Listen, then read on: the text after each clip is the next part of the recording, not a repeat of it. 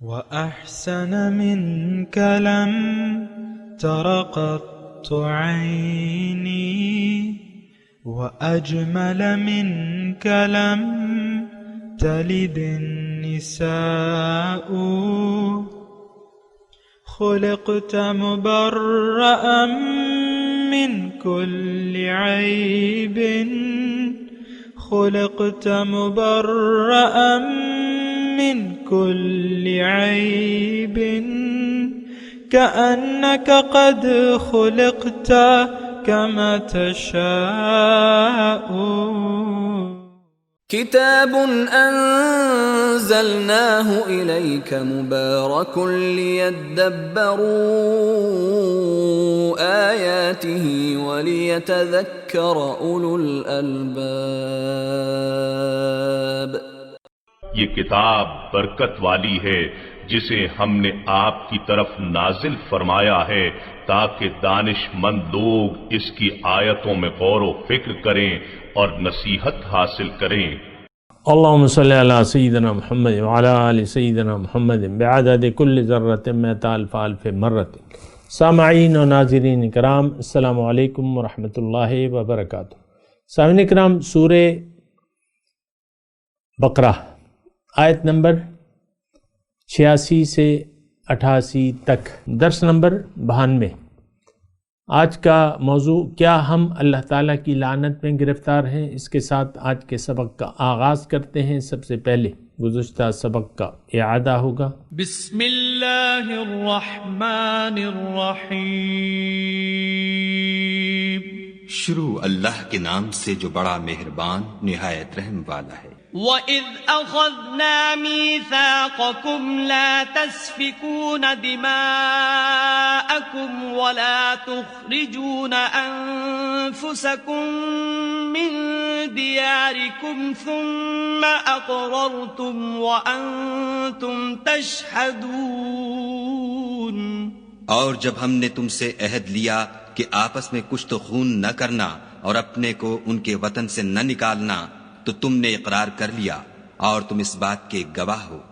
ثم أنتم هؤلاء تقتلون أنفسكم وتخرجون فريقا منكم من ديارهم تظاهرون عليهم بالإثم والعدوان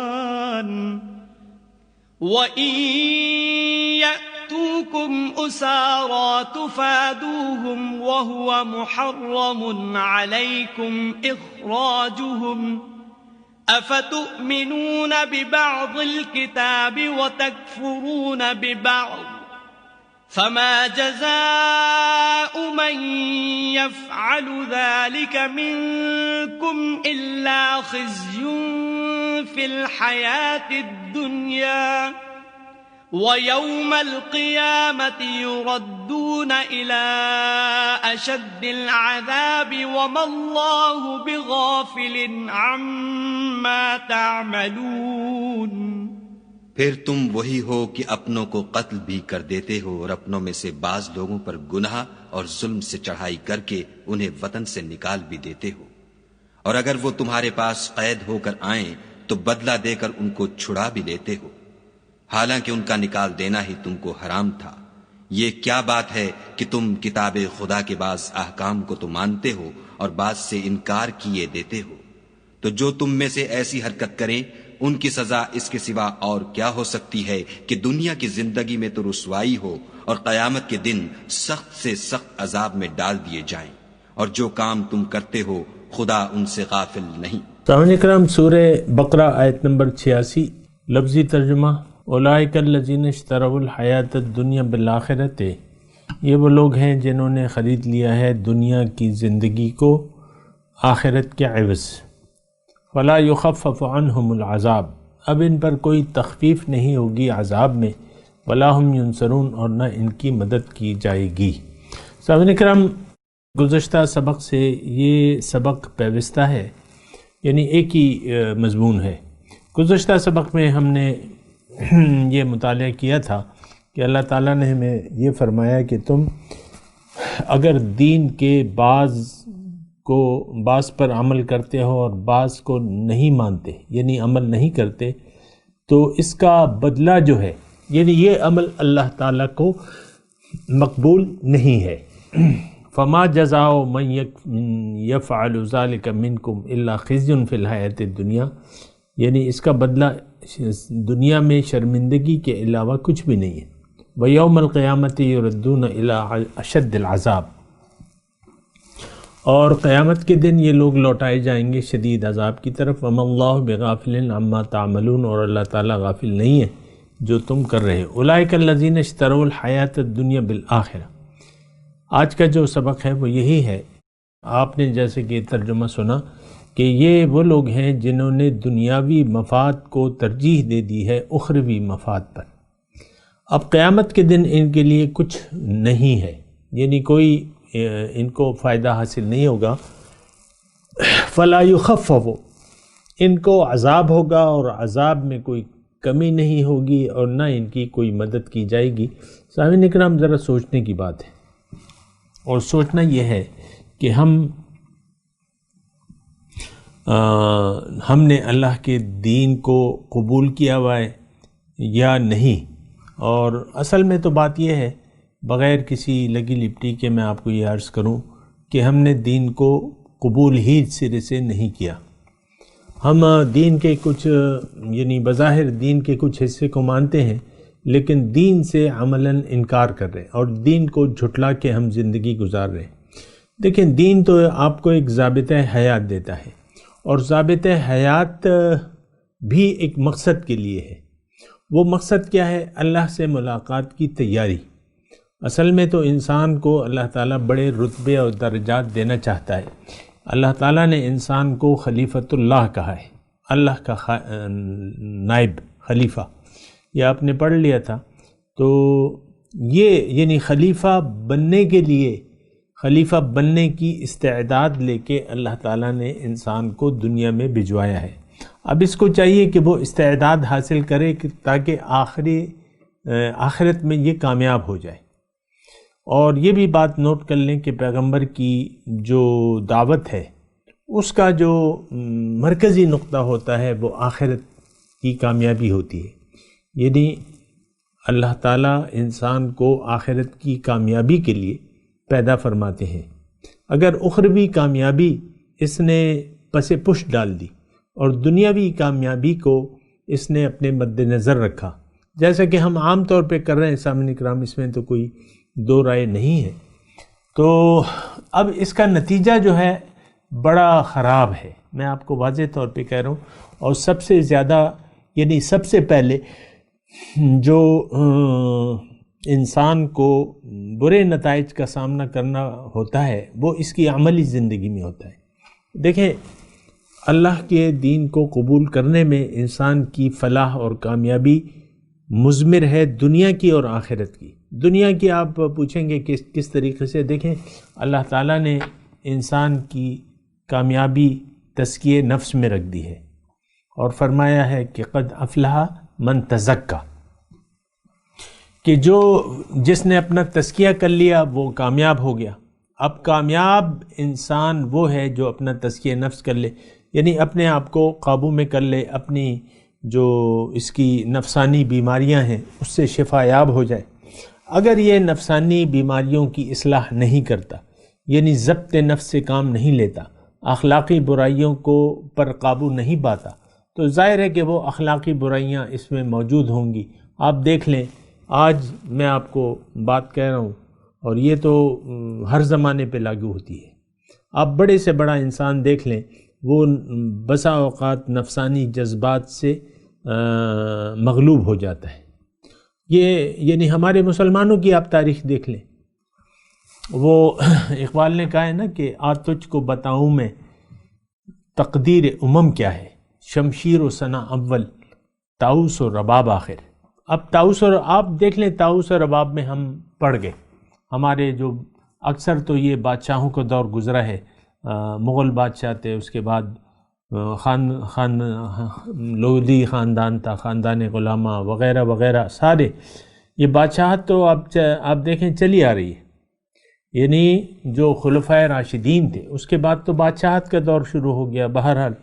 تو اب وہ بادشاہ جو تھے وہ تو میں سب کی بات نہیں کر رہا، اس میں سے اکثر ایسے تھے کہ وہ تو دنیا دار لوگ تھے، اسلام سے ان کا کوئی لینا دینا نہیں تھا عملی طور پہ.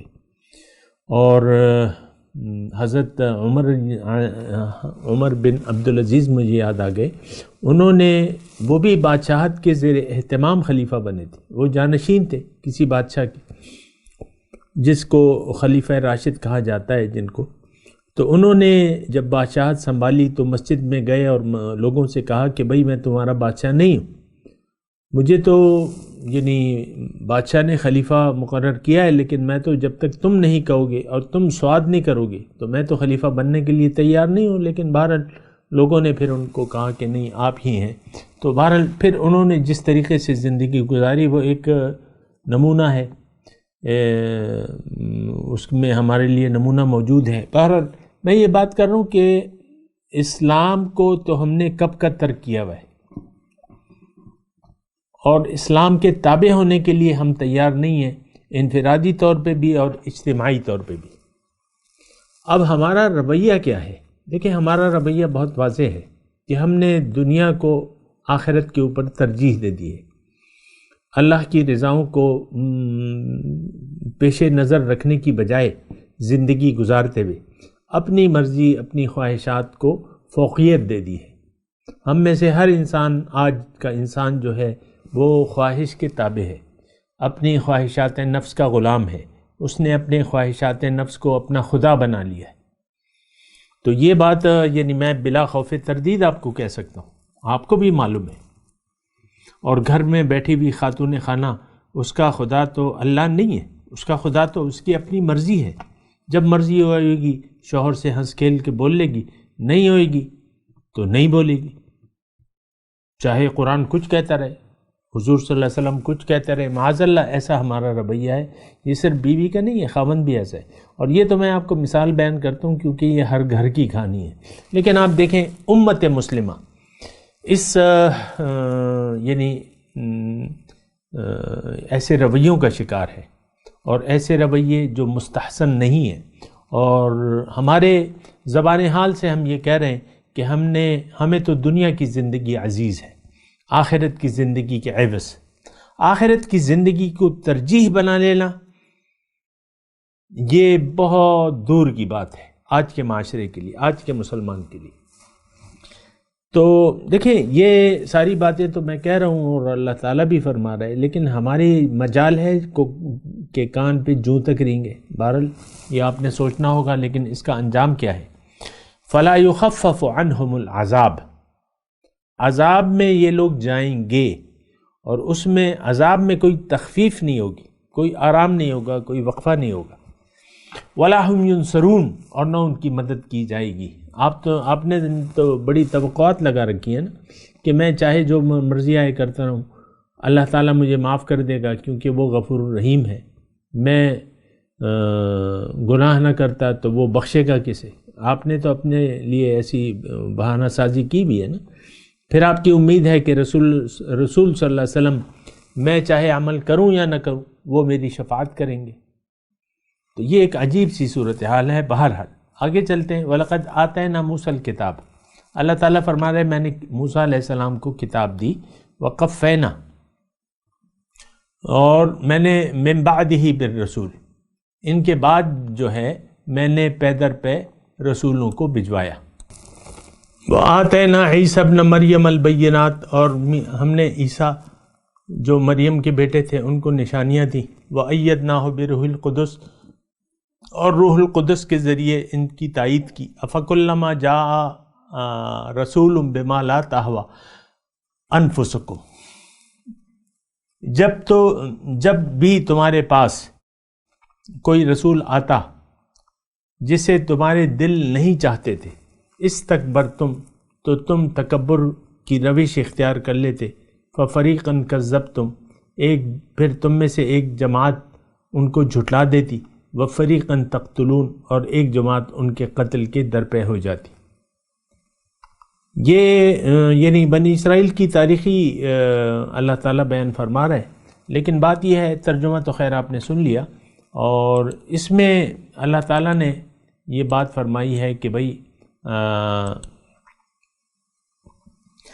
کتاب تو میں بھجواتا ہوں ہر زمانے کے لیے۔ اللہ تعالیٰ نے رسول اور ہدایت اپنے ساتھ اس کے ساتھ ہدایت کو دے کے بھجوایا ہے، لیکن بنی اسرائیل کے ساتھ جو معاملہ ہوا کہ وہ ان کی یہاں ہے نا افکلما جاءکم رسول بما لا تہویٰ، یعنی رسول جب آتے، یہ بھی ایک بات نوٹ کر لیں سامعین کرام کہ حضرت موسیٰ علیہ السلام بنی اسرائیل کے صاحب شریعت پیغمبر تھے۔ کتابیں تو 4 ہیں، تورات، زبور، انجیل، یعنی ان پہ 3 کتابیں نازل ہوئیں، لیکن شریعت جو تھی وہ موسیٰ علیہ السلام۔ مختصر میں آپ کو بتا رہا ہوں، کہیں یہ نہ سمجھیں کہ ہر پیغمبر اپنی شریعت لے کے آتا، نہیں، ایک پیغمبر کی شریعت کے تحت باقی پیغمبر آتے رہے اور وہ قوم کو ڈراتے رہے اللہ کے عذاب سے اور نیک راستے کی تلقین کرتے رہے۔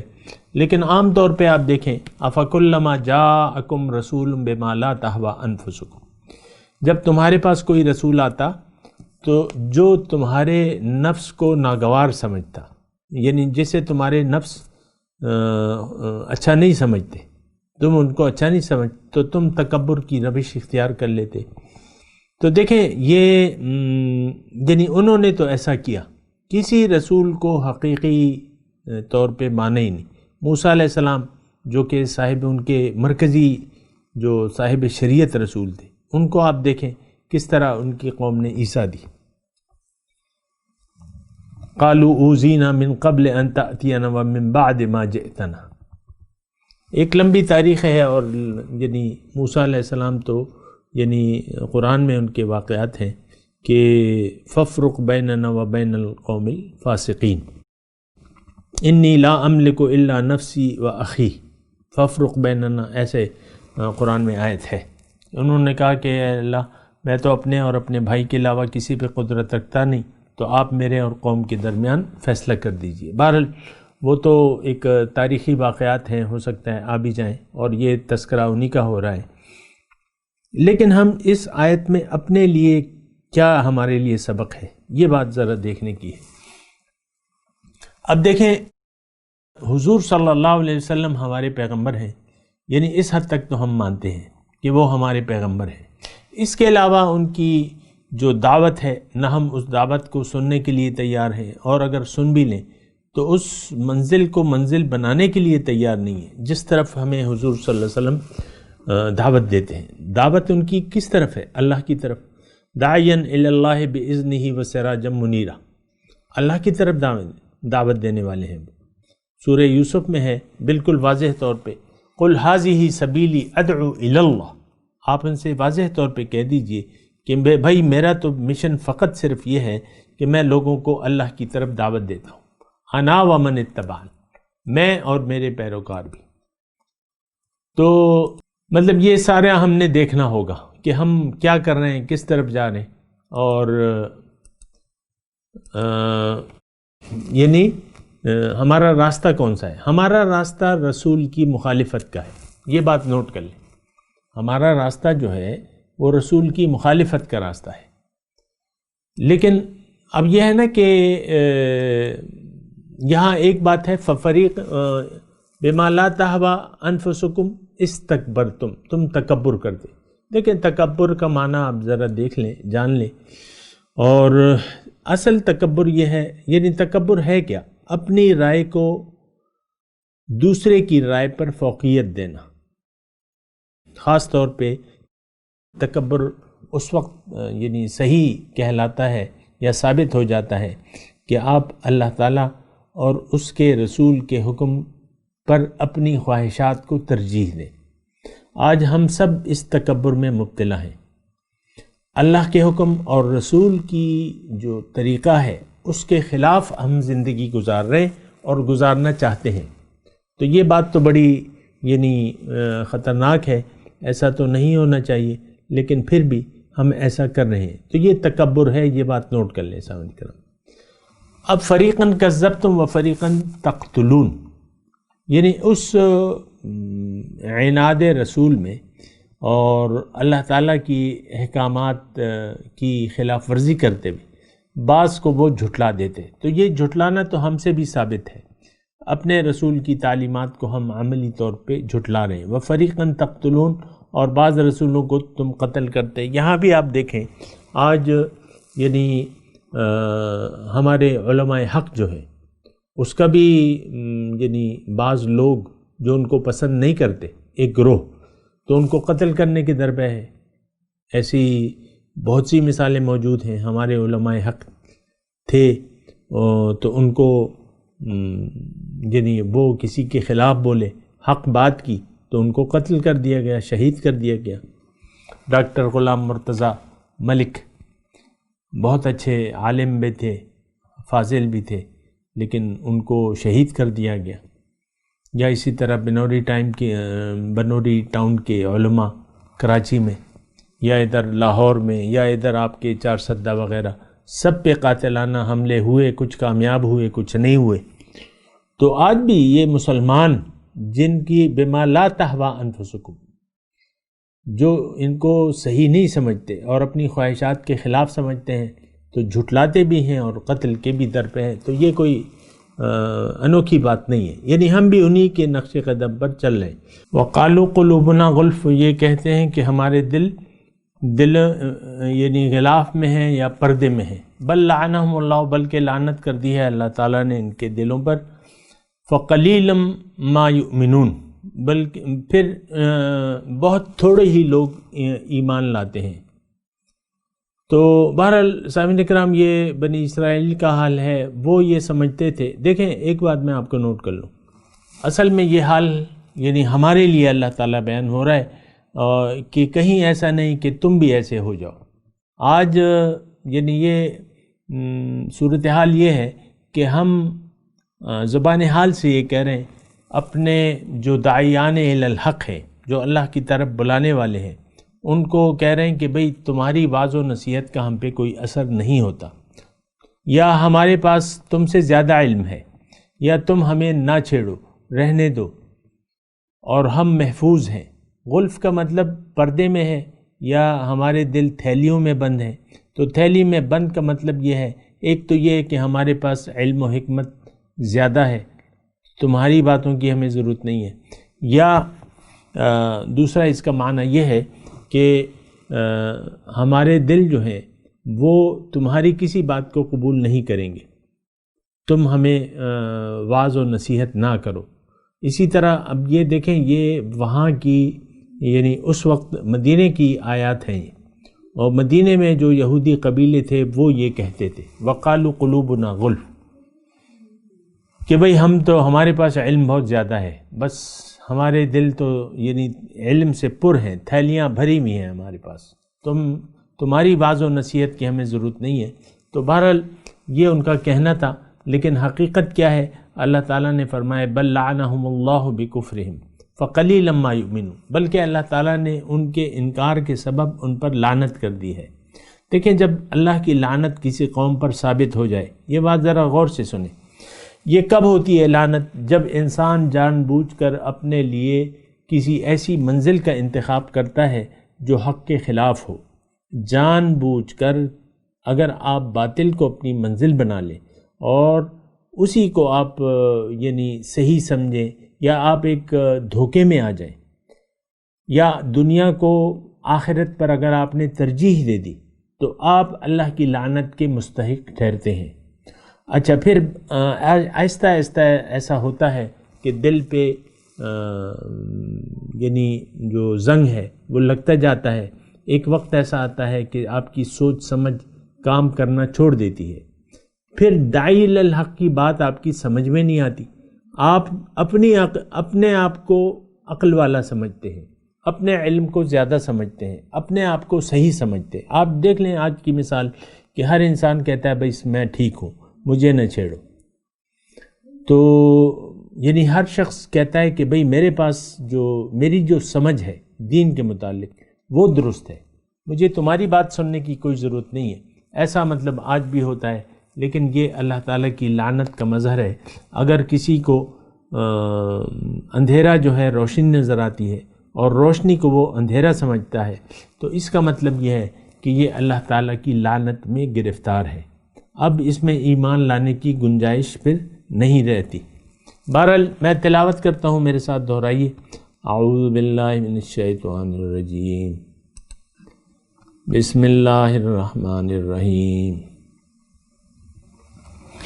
اولئک الذین اشتروا الحیاۃ الدنیا بالآخرہ فلا یخفف عنہم العذاب ولا هم ینصرون۔ وَلَقَدْ آتَيْنَا مُوسَى الْكِتَابَ وَقَفَّيْنَا مِن بَعْدِهِ بِالرُّسُلِ وَآتَيْنَا عِيسَى ابْنَ مَرْيَمَ الْبَيِّنَاتِ وَأَيَّدْنَاهُ بِرُوحِ الْقُدُسِ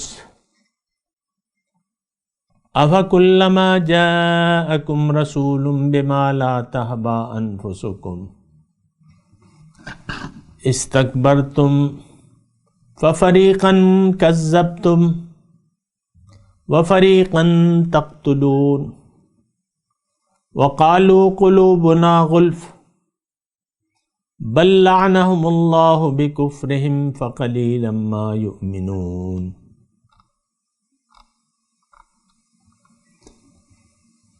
ترجمہ سنا دیں۔ اولئک الذین اشتروا الحیاۃ الدنیا بالآخرۃ،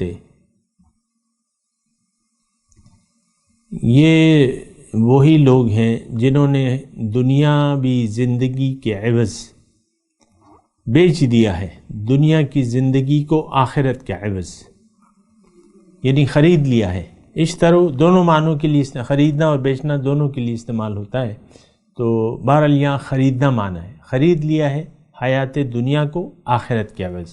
فلا یخفف عنہم العذاب، اب ان پہ عذاب میں تخفیف نہیں ہوگی، ولا هم ینصرون۔ یہ دنیا میں بھی سامعین کرام میں آپ کو کہہ رہا ہوں کہ دنیا میں بھی ایسے لوگ عذاب الہی میں گرفتار ہو جاتے ہیں اور رہتے ہیں۔ ولا هم ینصرون، اور ینصرون ان کی کوئی مدد نہیں کی جائے گی۔ وَلَقَدْ آتَيْنَا مُوسَى الْكِتَابَ، اور یقیناً دی ہم نے موسیٰ علیہ السلام کو کتاب، وَقَفَّيْنَا مِن بَعْدِهِ بِالرُّسُلِ، اور ان کے بعد پے در پے رسول بھیجے، وَآتَيْنَا عِيسَى ابْنَ مَرْيَمَ الْبَيِّنَاتِ، اور مریم جو عیسیٰ جو مریم کے بیٹے تھے ان کو ہم نے دی واضح دلائل نبوت کے، وَأَيَّدْنَاهُ، اور ان کی مدد کی، بروح القدس، روح القدس کے ذریعے، جبرائیل علیہ السلام کا لقب ہے۔ أَفَكُلَّمَا جَاءَكُمْ رَسُولٌ، پس جب بھی تمہارے پاس کوئی رسول آتا، بما لا تہویٰ انفسکم، جس کو تمہارے نفس، جو تمہاری نفسانی خواہشات کے خلاف بات کرتا، استکبرتم، تم تکبر کی روش اختیار کر لیتے، ففریقا کذبتم، تم میں سے ایک گروہ ان کو جھٹلاتا، وفریقا تقتلون، اور کوئی ان کو قتل کرنے کے درپے ہوتا۔ وقالوا قلوبنا غلف، وہ کہتے ہیں کہ ہمارے دل پردے میں ہیں، بل لعنہم اللہ بکفرہم، بلکہ اللہ نے ان کے لعنت کر دی ہے بسبب ان کے انکار کے۔ فقلیلا ما یؤمنون، تو بہت کم اس میں یقین رکھنے والے ہیں۔ اب ان آیت کی تلاوت اور ترجمہ۔ بسم اللہ الرحمن الرحیم،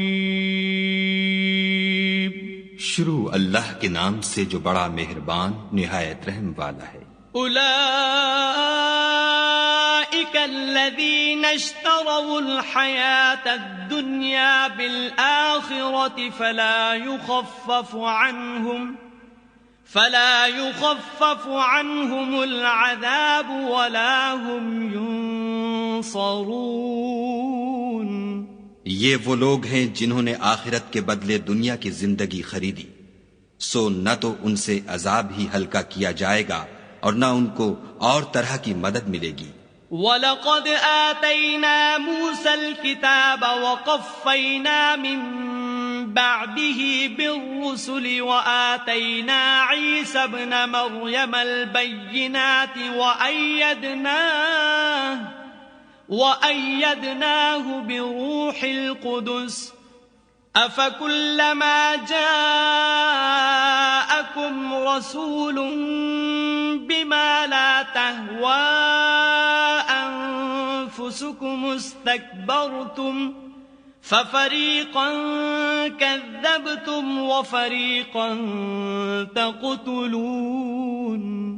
اور ہم نے موسیٰ کو کتاب عنایت کی اور ان کے پیچھے یکے بعد دیگرے پیغمبر بھیجتے رہے اور عیسیٰ ابن مریم کو کھلے نشانات بخشے اور روح القدس یعنی جبرائیل سے ان کو مدد دی۔